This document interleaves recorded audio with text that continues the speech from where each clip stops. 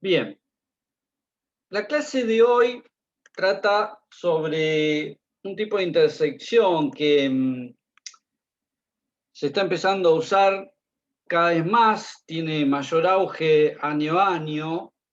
em, en Estados Unidos, a partir de la década de los 90, empezó a tener mayor uso y se empezó a dar más soluciones de este tipo.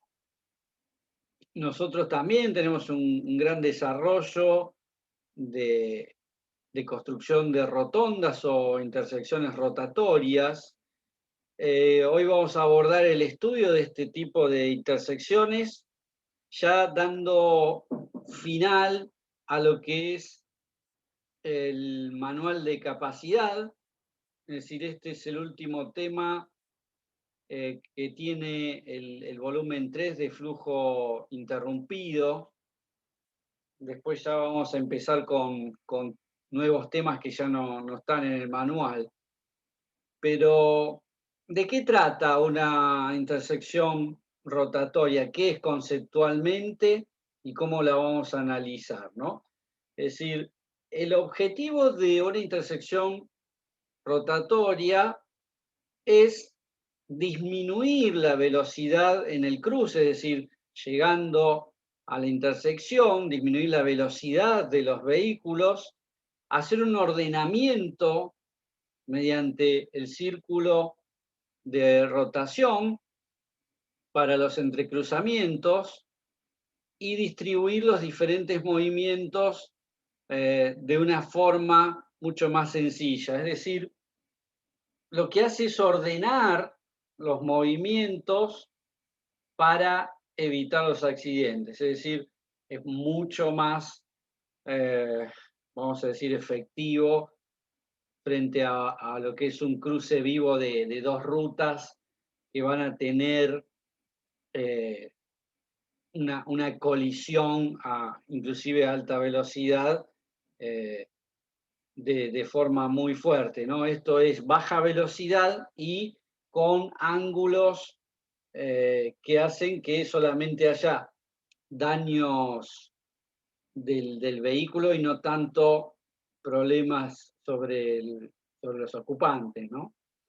Em, el concepto fue cambiando estos años, o sea, desde los años 90 que se empezó a desarrollar este tema. Antes se desarrollaban lo que era el círculo giratorio, ¿no? Es decir, eran rotondas muy grandes, y el concepto actual es una rotonda más pequeña que simplemente permita el radio de giro de los vehículos de diseño, eh, para mantener una baja velocidad en el círculo.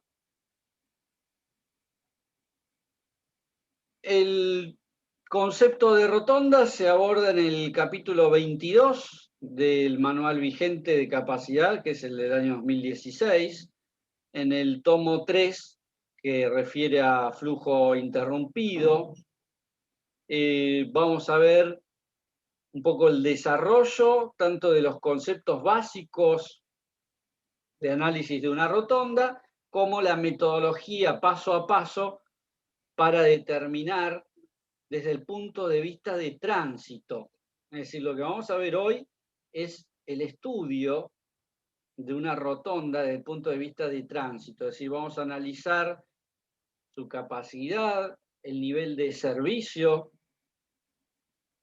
y los conceptos básicos de una rotonda. En cambio, más adelante, ya para el segundo cuatrimestre, vamos a volver a hablar sobre rotondas, pero ya del tema geométrico, del tema de diseño de rotonda. Hoy no, hoy vamos a hablar del tema puro de cálculo de las rotondas.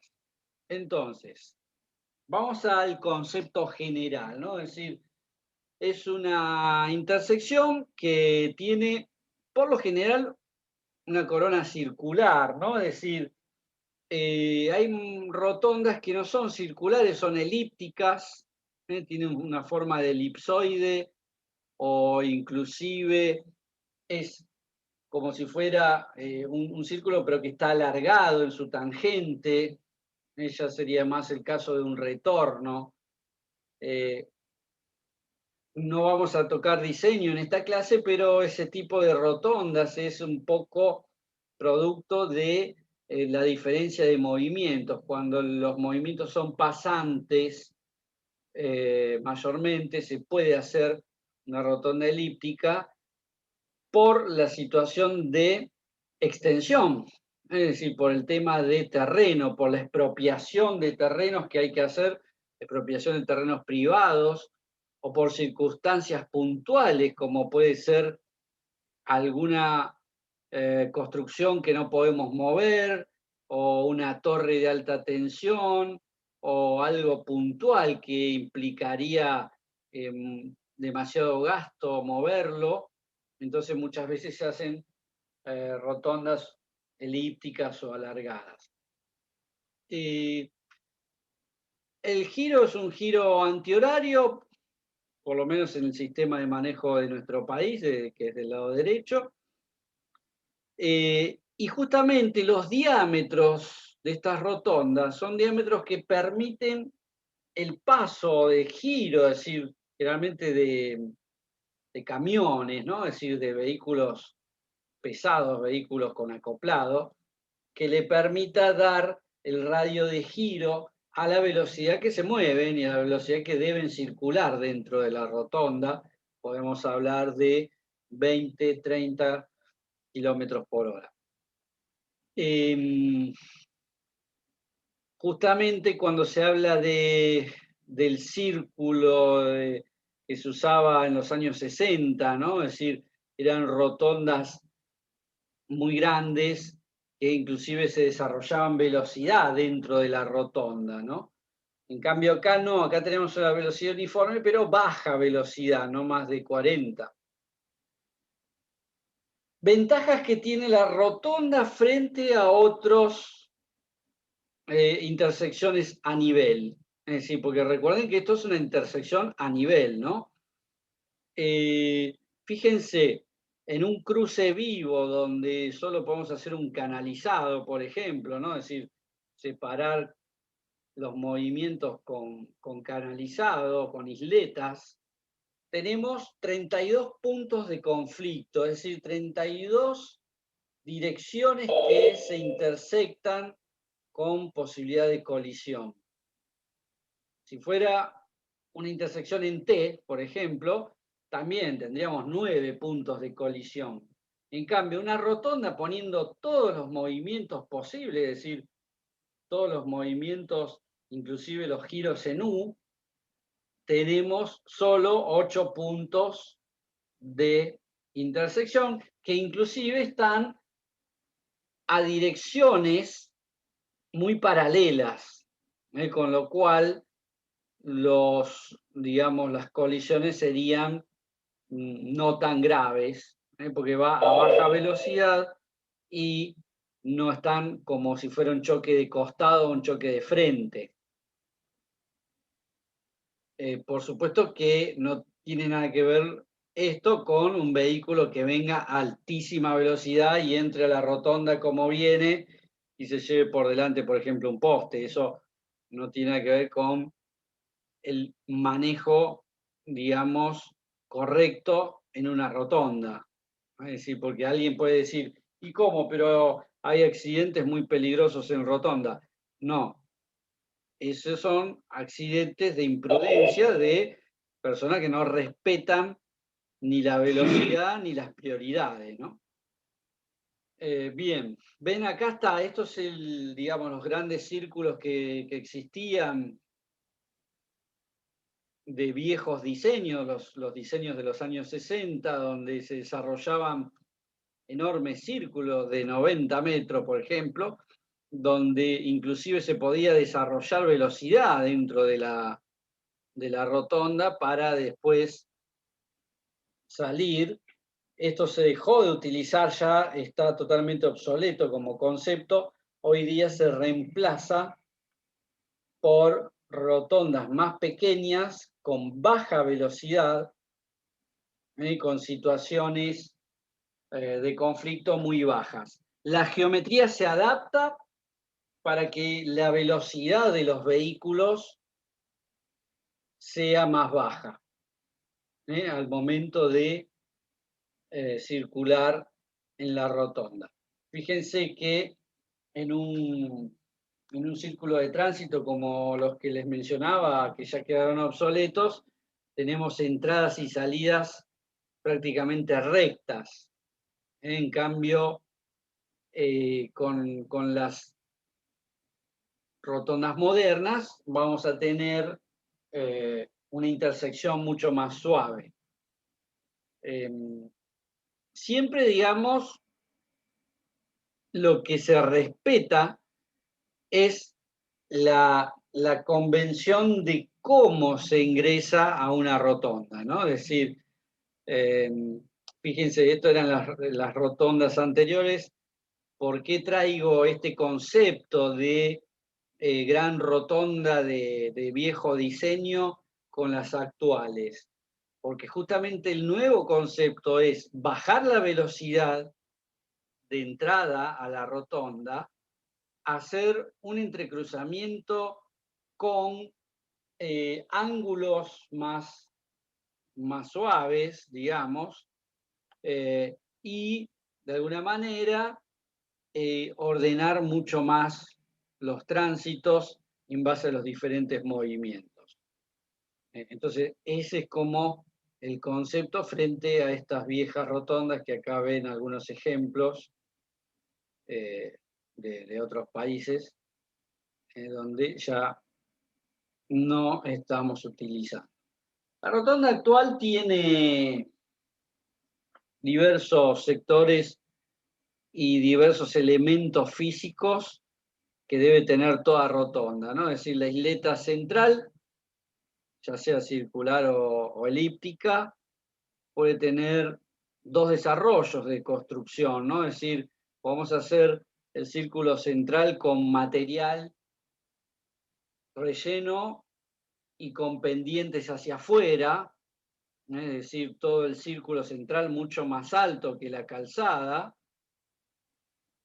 o podemos tener un círculo central con una depresión, es decir, para que tome el agua de desagüe, digamos, de precipitaciones, en el centro del círculo y después mediante cañerías sacar el agua que quede acumulada hacia el sistema de desagües. Cualquiera de los dos métodos es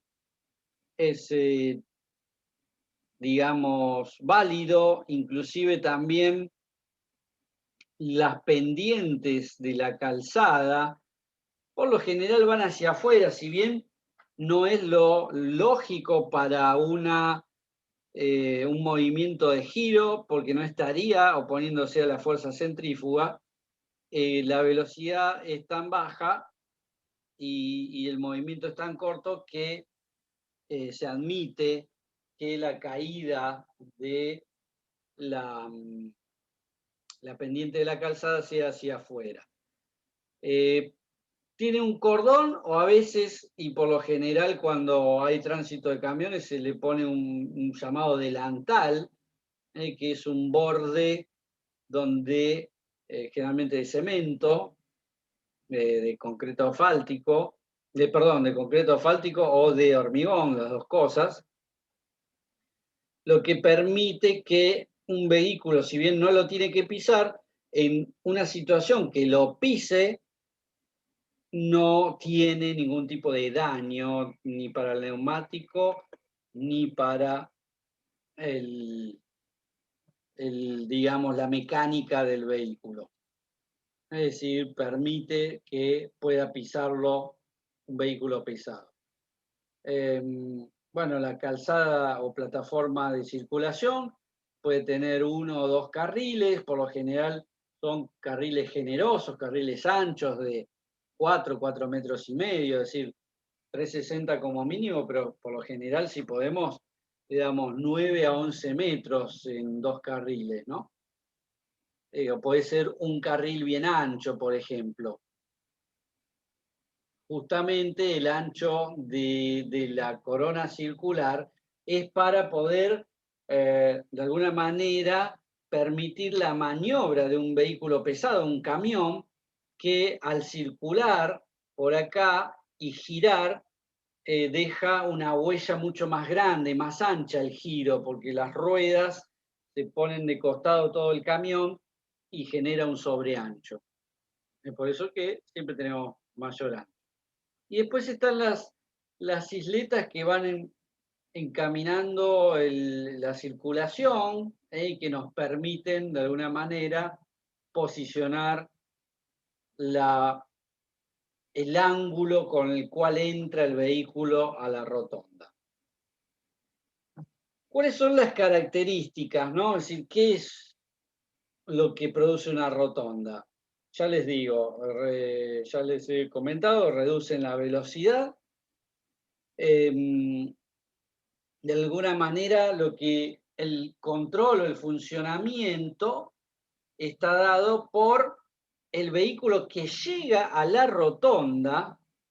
Ese vehículo llega y hay vehículos circulando en el interior de la rotonda que tienen prioridad. Es decir, lo que tiene que hacer el vehículo que ingresa a la rotonda es buscar un gap, un espacio para poder ingresar a la rotonda. Entonces, necesito tomar la decisión de alguna manera, adoptar un hueco para entrar a la rotonda. Aceptación de huecos, igual que lo hacíamos en las calles urbanas. Y de alguna manera, lo que deben cumplir los conductores y que de alguna manera es un tema digamos, uso internacional, es el reglamento de uso de ceda al paso. Es decir, acá recién se está concientizando a los usuarios, a los conductores, hay campañas más fuertes de educación vial, ya desde los colegios primarios, hay una educación vial un poco mayor, pero a veces no hay cumplimiento de este tipo de normas, como es la norma de ceda al paso en rotondas, que dice que el que tiene prioridad es el vehículo que está dentro de la rotonda. Es decir, si yo llego a una rotonda, tengo que frenar y esperar que no haya o que haya un hueco para poder entrar en la rotonda. No es que yo llego y me meto y todos me tienen que dejar entrar. No, eso es el mal uso de una rotonda. Es decir, la convención internacional es prioridad el que está dentro de la rotonda. En nuestro país hay provincias que respetan mucho este concepto, generalmente en el sur, donde hay nevadas, donde hay calzadas con hielo que hace resbaladiza la calzada o que hace más difícil el frenado, y ahí se respeta muchísimo. Van lento por la rotonda y ni se les ocurra entrar a la rotonda antes que los que están circulando, ¿no? Es decir, esto de no respetar las normas sucede un poco acá en el conurbano bonaerense y en Capital, con la ciudad de Buenos Aires, y en algunas grandes capitales de nuestro país. Y bueno, justamente lo que se hace es bajar la velocidad con un movimiento de la calzada para el ingreso a la rotonda. Es decir, tenemos el ceda al paso o una calzada que tiene un eje que prácticamente está confrontando a los dos movimientos, el que entra a la rotonda como el que ya está dentro de la rotonda. Entonces esto obliga a frenar y esperar para poder entrar. Entonces, esto es característica básica de una rotonda. ¿Qué datos voy a utilizar para poder hacer un análisis de una intersección rotatoria? Muy importante y primer paso es identificar la cantidad de carriles y la configuración de cada entrada. Es decir, yo lo que necesito es realizar un relevamiento geométrico, ¿no? Para poder determinar si tiene 2 carriles la calzada de ingreso a la rotonda, si el círculo de la rotonda tiene 1 carril o 2 carriles, cómo están los ángulos, el ceda, el paso. Necesito esa información porque, por supuesto, depende de la cantidad de carriles, la capacidad que yo voy a tener de movimiento. Entonces, es un dato de entrada. Tener la geometría, si es que estoy estudiando una rotonda existente. Si la voy a diseñar, tendré que proponer una geometría acorde a los volúmenes de demanda esperados. El segundo paso como dato requerido para hacer un estudio va a ser determinar los movimientos de los vehículos y la cantidad de vehículos, es decir, la demanda de vehículos. Esto por general lo vamos a estudiar en 15 minutos o 1 hora. Si lo estudiamos en 1 hora, por supuesto necesitamos el factor de hora de punta para esa hora. Y lo que vamos a hacer es un conteo vehicular de todos los movimientos. Es decir, lo que tenemos que hacer durante 1 hora, la hora pico, o durante 15 minutos, es identificar cada uno de los movimientos y la cantidad de vehículos. Entonces vamos a ver que un vehículo entra y tengo que conocer por dónde sale, si sale en la primera salida, en la segunda o en la tercera, o hizo una vuelta en U, que es dar toda la vuelta a la rotonda para volver por la calzada paralela a donde entré. Esa información la tengo que tener para todos los casos. Inclusive, si lo hacemos en forma manual, lo tenemos que hacer con varias personas. La otra opción es colocar en alguna columna en altura una cámara de video y hacer una grabación durante 15 minutos de todos los movimientos y después desgrabar la filmación en gabinete para contabilizar todos los movimientos. Bueno, por supuesto que necesitamos la clasificación del volumen vehicular, necesitamos clasificarlo en autos y camiones, y si tenemos más de un carril, también necesitamos conocer cómo se distribuyen el carril izquierdo o el carril derecho, es decir, si van 50 y 50, si van 40, 60, determinar la distribución, que eso tiene mucho que ver con el tema origen-destino, ¿no? Por lo general es por esa situación. Bien.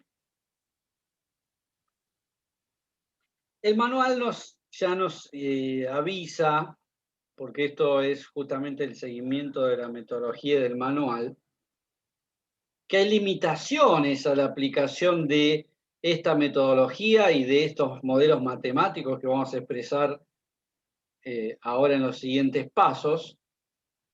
Esas limitaciones de metodología son, suponemos que esta rotonda está aislada, que no tiene semáforos ni rotondas cercanas, es decir, que no está afectada por una situación de movimientos externos. Si tenemos una región, una sociedad, un usuario que no respeta la prioridad del círculo central como prioritario en la circulación, o porque directamente el volumen de entrada supera tanto a lo que es el círculo que lo termina, digamos, pasando, ¿no? Ya no podemos aplicar estas metodologías. Casos particulares también, como el tema de gran actividad peatonal o de bicicletas, entradas digamos, con más de 2 carriles, si tuviéramos, por ejemplo, 3 carriles. Por lo general, cuando hay 3 carriles, lo que hacemos es, antes de llegar a la rotonda, empezar a eliminar el tercer carril para llegar con 2 carriles. O carriles que no me permitan los movimientos, carriles muy cortos. Entonces, si tenemos alguna de estas situaciones, no podemos aplicar las metodologías que vamos a ver más adelante. Bueno, dijimos que necesitamos los volúmenes de tránsito, es decir, voy a ir a relevar cada uno de los movimientos vehiculares. Ahora, vamos a definir estos movimientos en grupos. Un grupo es el volumen entrante a la rama, es decir, los vehículos que ingresan al círculo rotatorio. Otro es el llamado volumen en conflicto, que es el que está dentro del círculo rotatorio, pero que intersecta con el que va a entrar. Porque puede haber vehículos que entraron al círculo y salieron antes, no intersectan con el entrante. Ese es el volumen de conflicto. Y luego tenemos el volumen saliente, para determinar cada una de las situaciones, qué va a ocurrir en esos volúmenes y si tiene la capacidad el sistema para albergar esos volúmenes. Entonces, esto es lo que necesito. Fíjense, volumen de entrada, volumen de conflicto y volumen de salida. Con estos 3 datos vamos a hacer idéntico esta entrada, que va a ser la entrada que se dirige hacia el oeste. Después vamos a tener la entrada de arriba, que es la que se dirige hacia el sur, y vamos a tener la que se dirige hacia el este. Esta sería dirección norte. Eso va a ser un parámetro de estudio muy importante. Bien, vamos un poco a la configuración de una rotonda.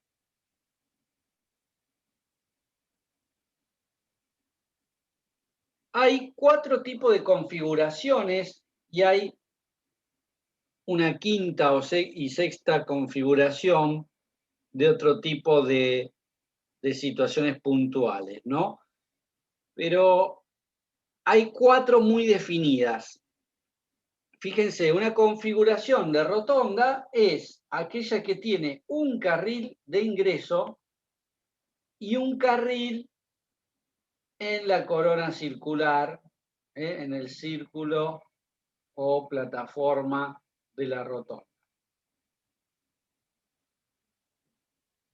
Hay otra que tiene 2 carriles de ingreso, 2 carriles de entrada y un solo carril de circulación.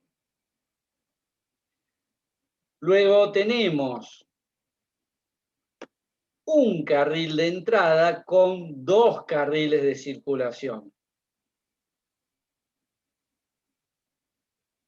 Que esto lo analizamos en cada dirección. Puede ser que no sean todos igual. Fíjense, en este ingreso, por ejemplo, son 2 carriles de entrada con 1 de circulación. Acá es un carril de entrada con 2 de circulación. Va a depender del volumen de tránsito y de cada entrada, pero recuerden que la información que yo voy a obtener y el análisis que voy a hacer tiene que ser para cada una de las entradas, inclusive también de las salidas. Pero yo voy a tener que hacer un análisis de alguna manera en lo que es la rama hacia el norte, la rama hacia el este, la rama hacia el oeste. Cada una tendrá su característica particular. Entonces decíamos, un carril de entrada, un carril de conflicto, 2 carriles de entrada, un carril de conflicto, un carril de conflicto, dos carriles de conflicto, perdón, uno de entrada, y finalmente 2 carriles de entrada, 2 carriles de conflicto. Esta es todas las combinaciones posibles que puede haber desde 1 a 2 carriles. Y a su vez hay otra configuración que está siendo bastante utilizada, principalmente para vehículos pesados, que es el llamado bypass de giro a la derecha.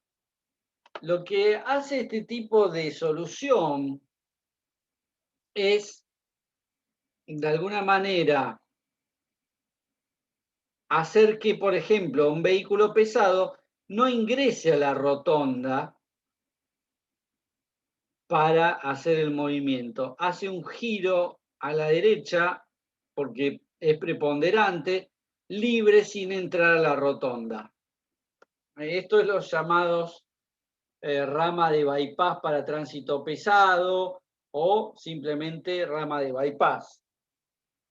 Pero me agiliza muchísimo. Inclusive hay otro tipo de rotonda que no la vamos a desarrollar en esta clase, que es la rotonda llamada rotonda turbo, que lo que hace es tener carriles separadores dentro del círculo y permite ordenar el tránsito para moverse dentro de 2 círculos que tiene la rotonda. Es decir, lo que hace es tener un cordón separador físico, es decir, no tiene posibilidad de cruzar un vehículo hacia el otro. Entonces yo entro acá, acá tiene una apertura y yo puedo ingresar al izquierdo o al derecho, en algún momento puedo ingresar acá o puedo ingresar ahí, y permite ordenar en base a los movimientos las diferentes soluciones. Eso se llama rotonda turbo. Nosotros no la tocamos en particular porque es un caso especial. Bien. Por otro lado, lo que vamos a hacer es, de alguna manera, verificar si queremos un diseño nuevo de una rotonda. Lo que vamos a hacer es verificar que ese diseño me cubra los volúmenes esperados, ¿no? Es decir, fíjense acá esta curva les grafica un poco la capacidad de la rotonda en base a la configuración. Si yo tengo una rotonda que tiene un carril de entrada con un carril de circulación, esta es la línea de capacidad, es la capacidad que está en base al flujo de conflicto. Es decir, si yo no tengo conflicto, es decir, supónganse que hay 0 vehículos dentro de la rotonda, la capacidad de entrada o de ingreso estaría acá, en 0, y estaría ubicada acá. Es decir, tendría prácticamente 1.300 vehículos por hora para ingresar. Ahora, a medida que hay más vehículos en el círculo, se va reduciendo, va mermando esta capacidad, llegando a valores de 400 vehículos por hora, por ejemplo. necesitaría al máximo la situación en la rotonda. En cambio, 2 más 2 me permite un poquito más de capacidad, ¿no? Fíjense que de 400 prácticamente se iría casi a 600, 500 y pico. Entonces, le daría mayor capacidad. Bien. Hablado sobre los conceptos generales, vamos a los pasos de metodología de análisis. Estos son 12 pasos que propone el manual. Prácticamente es determinar el volumen de todos los movimientos, es decir, hacer el ingreso de datos, luego ajustar esos volúmenes por presencia de vehículos pesados y por factor de hora de punta, analizar los volúmenes de salida, ver cómo se distribuyen por carril los volúmenes y determinar cuál es la capacidad que tiene tanto la rama de entrada como el anillo circular como la salida. Para eso van a aplicar modelos matemáticos para determinar esa capacidad. De ahí hay que hacer algunos ajustes, no nos vamos a meter tanto con ese tema, pero ajuste por presencia de peatones, para ver qué pasa cuando tenemos muchos peatones. De ahí vamos a ver esta demanda relacionada con la capacidad, determinar la relación volumen-capacidad en cada uno de los carriles de entrada y después en general. Cuando nosotros llegamos a una relación volumen-capacidad igual a 1, ya no podemos seguir estudiando, porque esto va a estar en nivel de servicio F. Es decir, siempre estamos hablando de relación volumen-capacidad baja. Con eso vamos a determinar las demoras de tiempo para ingresar a la rotonda. En base a esas demoras, vamos a sacar finalmente el nivel de servicio. Nivel de servicio para cada entrada, nivel de servicio en total, y luego, finalmente, hacer un análisis de la longitud de la fila, la cola de vehículos que vamos a tener en la rotonda para poder entrar. Entonces, hacemos el paneo de paso a paso. Inicialmente lo que hacemos es hacer el ajuste de la demanda del conteo vehicular que hice por los factores de hora de punta para llevarlo a volumen equivalente. De ahí lo afecto por el factor de vehículo pesado, que es bastante sencillo en este caso. No se toman autos de recreo, vehículos de recreo, se toma el factor de vehículos pesados como una variable que tengo, es el porcentaje de vehículos pesados, y el coeficiente de camión, que va a ser 2. Entonces, con esta información saco el factor de vehículos pesados y lo agrego a la determinación del volumen de demanda, tanto como el factor de hora de punta como el factor de vehículos pesados. Es lo único que hago para ajustar volumen por efectos de capacidad. Y lo que me queda restante, es decir, por un lado determino los vehículos equivalentes, lo que voy a hacer es determinar el flujo de entrada. Es decir, cuál es el volumen de conflicto a determinar. Es decir, fíjense, yo tengo esta entrada hacia el norte. Bueno, ¿qué vehículos hacen conflicto con mi ingreso hacia el norte? Eso es lo que tengo que hacer en el paso 3, el flujo de conflicto. Ese va a estar dado por la suma de todos aquellos vehículos que entrando a la rotonda se intersecten con este movimiento. Fíjense, de vehículos con dirección hacia el oeste y que giran en U, va a colisionar con el vehículo entrante. Vehículos que van hacia el sur y giran hacia la izquierda también, y valores que van hacia el sur y hacen giro en U, intersectan a este flujo. Lo mismo ocurre con los que vienen del oeste, que hacen retorno o giran a la izquierda o simplemente siguen de largo. Entonces yo voy a tener que sumar todos los volúmenes de conflicto. Así como hacíamos, por ejemplo, en una intersección con señales de stop, que calculábamos el conflicto, bueno, esto lo vamos a hacer ahora. De alguna manera es como uno de los pasos más importantes de todo el análisis de una rotonda. Por eso que, por lo general, en los exámenes que nosotros le tomamos, apuntamos a determinar este tipo de cosas, ¿no? Que inclusive aplicando la lógica pueden resolverlo. Con el volumen de salida es lo mismo.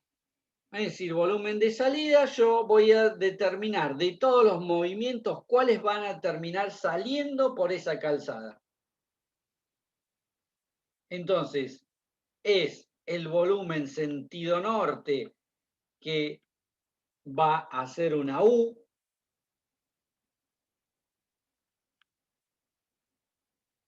Entonces pasa por acá. El volumen sentido oeste que hace un giro a la izquierda. El volumen que va hacia el sur directamente y el volumen que va hacia el este y gira a la derecha. Todos esos sumados van a tener el flujo de salida de esta rotonda. Por supuesto que si tengo una cantidad de vehículos que hace un paso libre o lo que sería una rama para tránsito pesado, la tengo que descontar del volumen como volumen de salida. Bien, lo mismo, digamos, vamos a hacer con entrada. O sea, entrada y salida son lo mismo para el cálculo. Bueno, tenemos que tener en cuenta que estos cálculos necesitamos tener mayor precisión, ¿no? Es decir, bueno, si hay un solo carril no hay problema, sumamos todo. Ahora, por ejemplo, cuando tenemos más de un carril, tengo que determinar quiénes van por el carril izquierdo, quiénes por el derecho, quiénes van por un bypass, que van a intersectar a la rama de ingreso. Porque justamente vamos a tener que corregir esos valores porque los vamos a comparar con la capacidad, es decir, la demanda versus capacidad.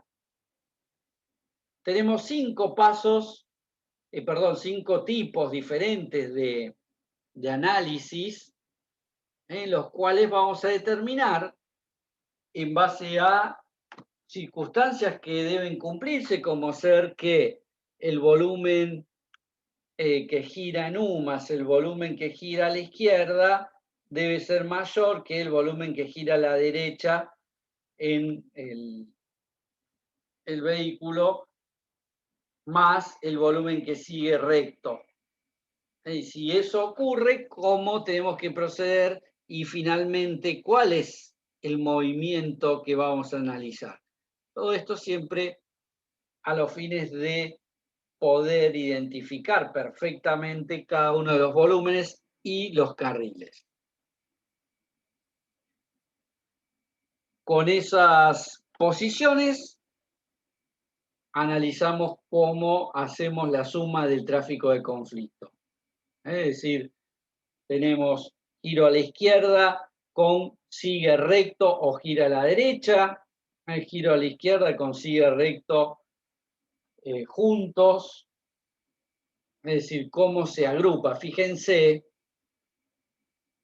que nosotros dentro de la rotonda vamos a tener carriles que permiten el sigue recto o gira a la izquierda.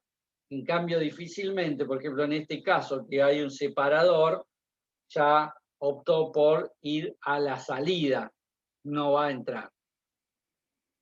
Entonces, eso es lo que debemos determinar en cada caso.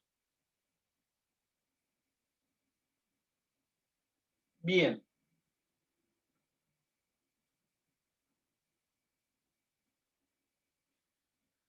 Vamos al paso 5, que es el cálculo de capacidad. A ver, el cálculo de capacidad va a estar dado en base a la cantidad de carriles que tengo en cada situación. Vieron que tengo un carril de entrada más un carril de circulación, un carril de entrada, dos carriles de circulación, 2 y 2, 2 y 1. Bueno, para la capacidad uso estas fórmulas con estas situaciones. Es decir, un carril de entrada y un carril de conflicto, la capacidad máxima de esa rotonda está dada por la ecuación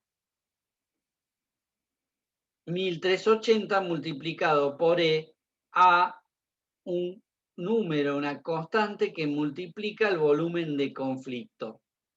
Es decir, eso es para uno de entrada con uno de la rotonda. Ahora, si tengo dos carriles de entrada, voy a usar 1420.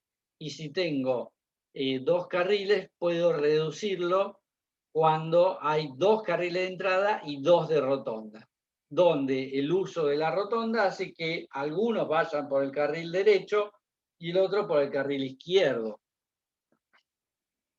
Fíjense una cosa, el carril derecho acá tiene mayor capacidad. ¿Por qué? ¿Por qué tiene mayor capacidad? Porque este tipo de carriles derechos hacen que yo entre directamente a la rotonda, no necesito mucho gap para entrar, porque no voy a entrar acá a la izquierda, entonces entro y salgo a la derecha. Entonces ahí yo puedo ir más rápido, no tengo que esperar el hueco que me aceptar un hueco de algo que está rotatorio. Bien.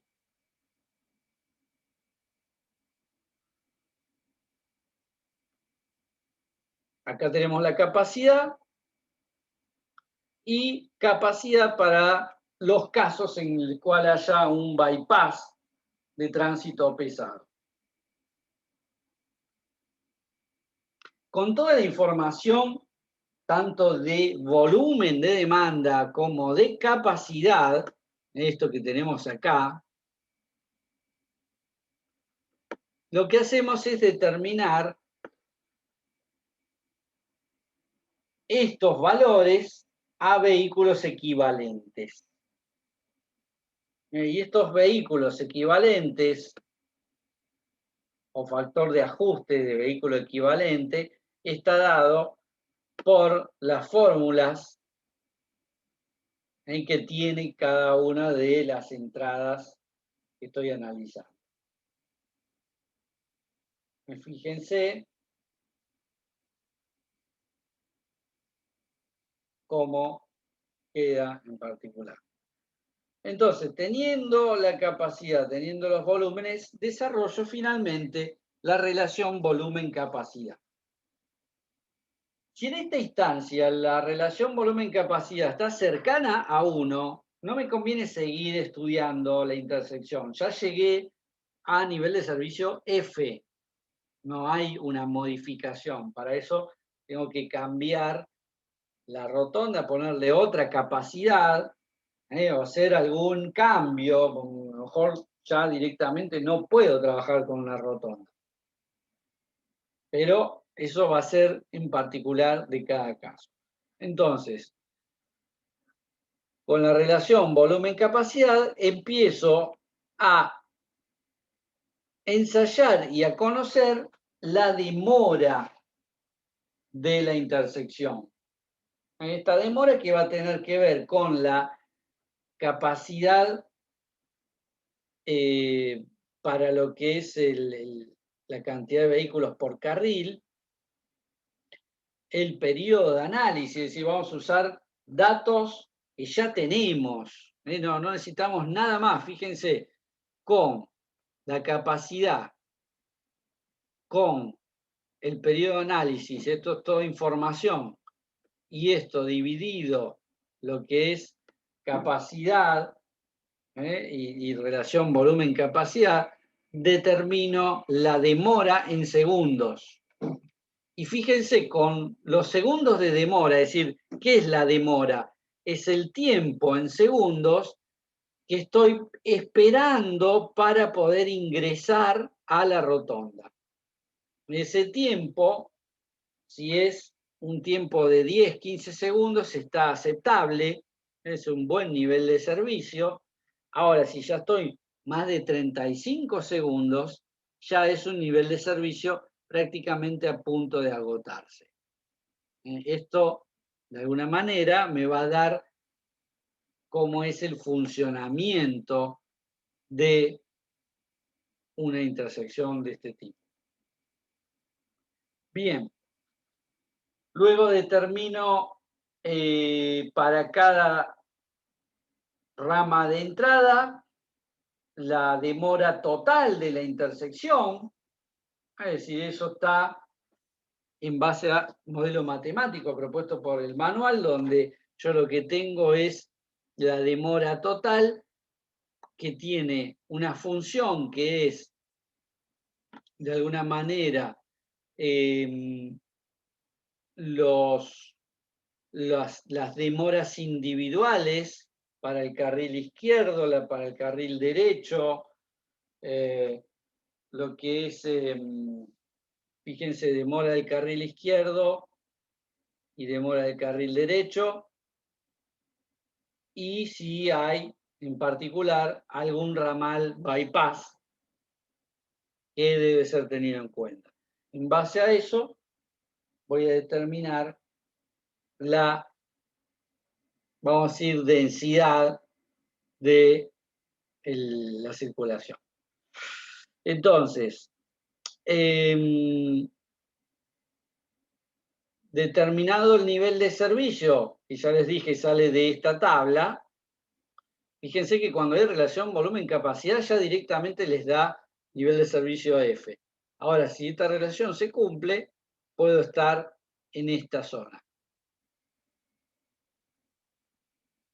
Para eso, finalmente, determinamos un único nivel de servicio para toda la intersección. Eso lo vamos a hacer ponderando cada uno de los movimientos y vamos a determinar una única demora y un único nivel de servicio. Eso es un poco la idea.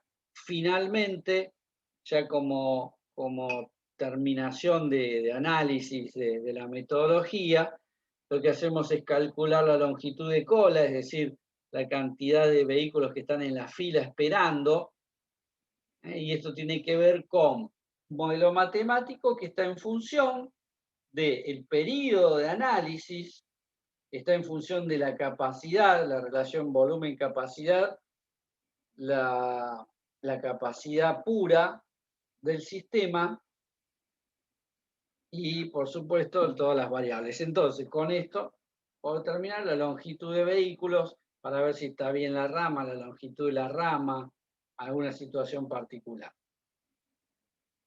Bien, con esto, digamos, ya tenemos todo analizado, una rotonda. Lo que vamos a hacer es hacer un informe de diagnóstico y vamos a analizar si todavía tenemos posibilidades de que la rotonda sea funcional. Es decir, nosotros hacemos el análisis de una rotonda. Esa rotonda nos da nivel de servicio E o F. No, en realidad F ya directamente no. Nivel de servicio E. Y resulta que decimos, bueno, a ver, vamos a mejorar algunas cosas. Y bueno, le puedo mejorar agregando un carril, puedo mejorar construyendo un nuevo bypass. O sea, puedo hacer varias soluciones que me permitan mejorar las condiciones de circulación. Con lo cual, vamos a proponer cuáles pueden ser los cambios necesarios para poder realizar la mejora de la rotonda. Hay veces que lo que hacemos es agregarle un carril circular, mejorar las condiciones del entorno, y eso es lo que nos va a dar una buena oportunidad para el análisis. Bien, terminamos la clase de hoy.